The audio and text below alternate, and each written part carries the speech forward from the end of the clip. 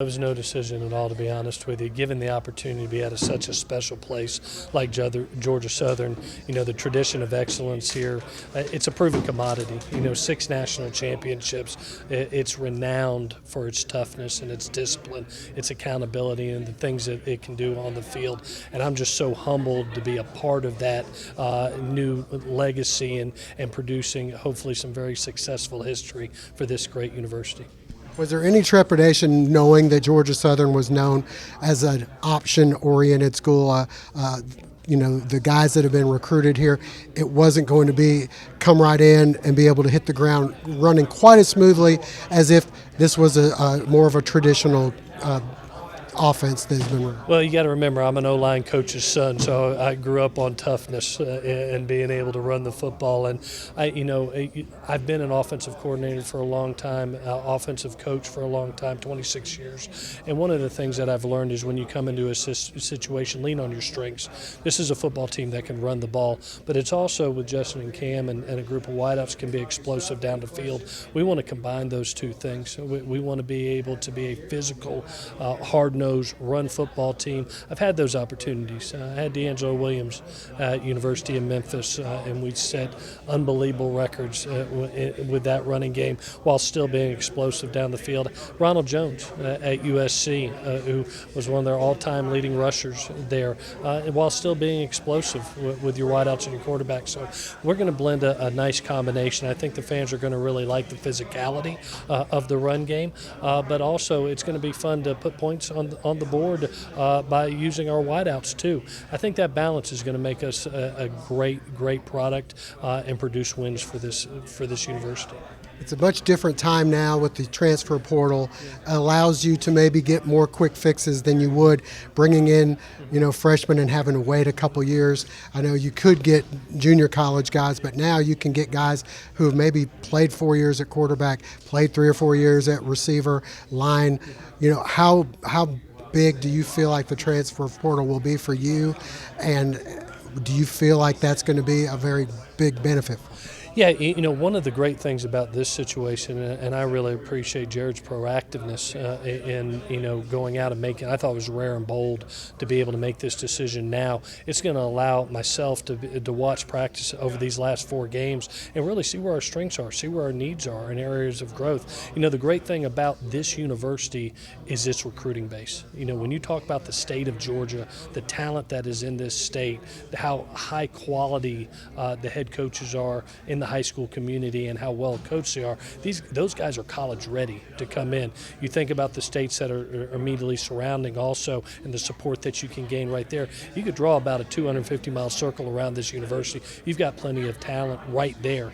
Now, in today's time in college football, the transfer portal has come into play, and one of the things being here for a month, the next month, being able to watch practice and see what we have, is you can be able to acquire some immediate needs through that and really put yourself in a great position for the following season.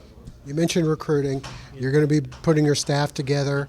I'm sure there's going to probably be a couple guys who might be more familiar with the state of Georgia recruiting.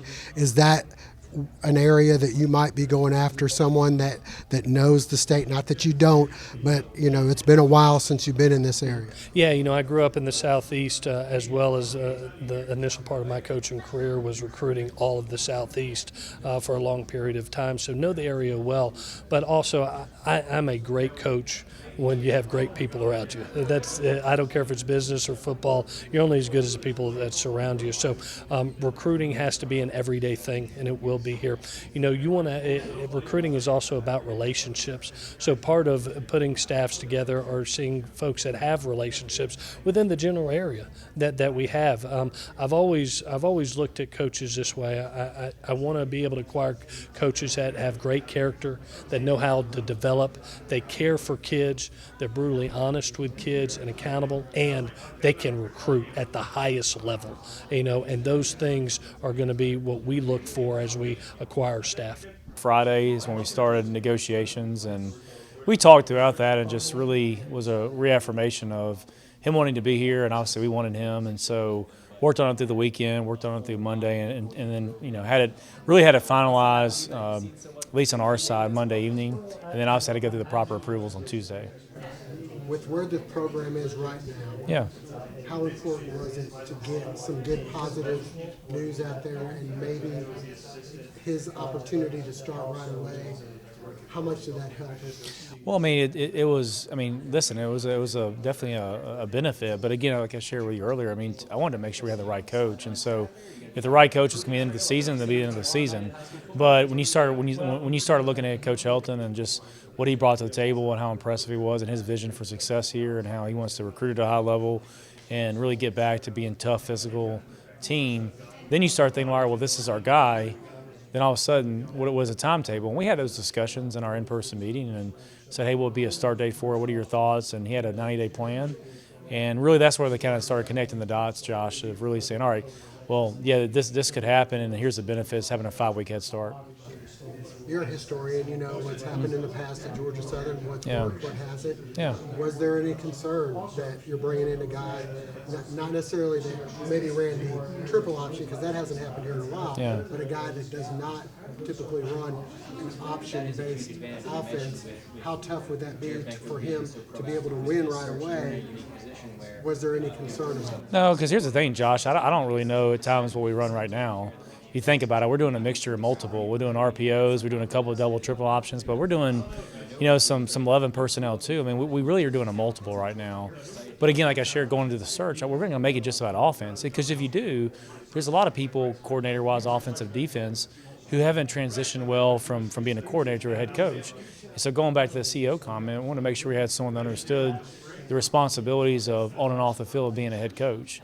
And then offensively, when you start looking at what USC's done and Memphis done with D'Angelo Williams, then explosive everywhere he's been.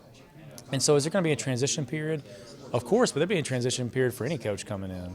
But I think for us, at the end of the day, Coach Helton's in a different class and with all due respect for the two you're alluding to, Coach Helton's has done more in his career at this point than those two. And with the transfer portal, the opportunities to get better quick.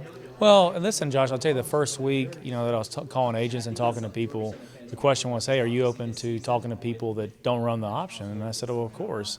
I'm going to talk to people that do run the option, some that don't. Majority of people I talk to don't run the option. But in the day, it's about finding the right coach, and we found the right coach. And so, once that started, just like in recruiting, right? I mean, you can recruit to certain systems.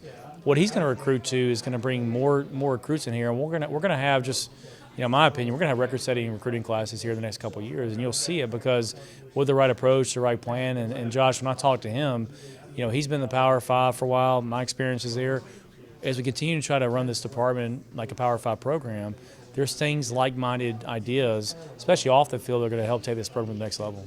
How much does he help you raise money? Oh, I mean, of course. I mean, you saw today how engaging he is. And so, yeah, we like I said, we're almost at, I think it's $2.85 million on the indoor. And so in 8 months. And so we're going to try to close it out this spring and start construction at the end of next season. And that's the goal.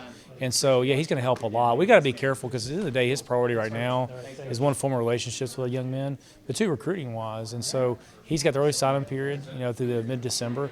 And then, obviously, you have a little bit of a lull before the February signing period. But assembling his staff and recruiting and forming relationships are his top three priorities.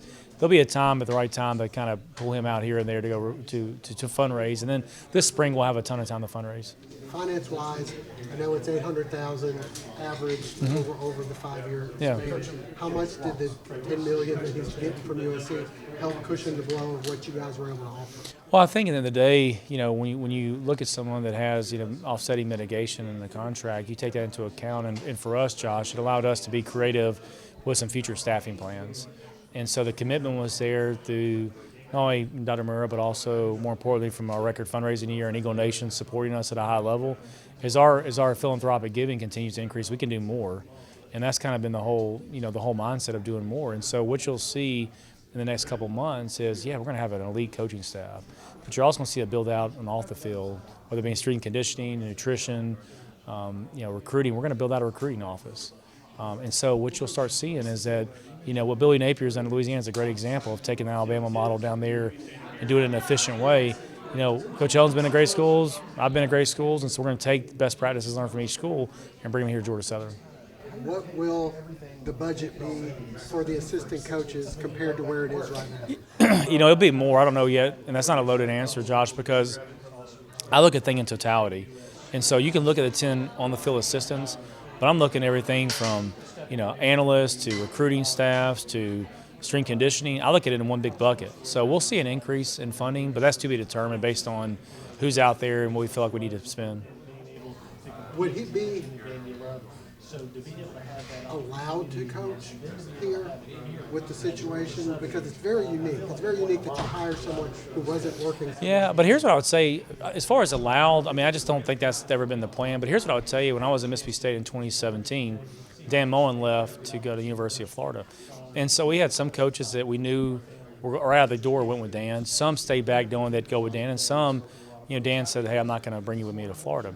And then you bring in Joe Moorhead, you bring in new staffs, with those coaches. And it creates an interesting dichotomy. And so what Joe did was he'd go around and watch practice. He'd obviously recruit. And then he'd be at games watching on Saturday. So really, I've been in this position before, not this time of year, but it's the same scenario where you've got an interim coach. And at that time, it was Greg Knox, who's down in Florida now. And so it's very similar to me where I felt confident we could navigate it. The biggest thing, timing-wise, is opportunity to really assemble a great staff and ultimately recruit. And listen, the benefits of the relationships early on, like he started today, man, those were huge. So to me, I've always taken great pride, and we have too as a department, of being innovative. And to me, I think when you look at the opportunity to bring someone in like Coach Helton, and then on top of that, bring him in early, it was a no-brainer.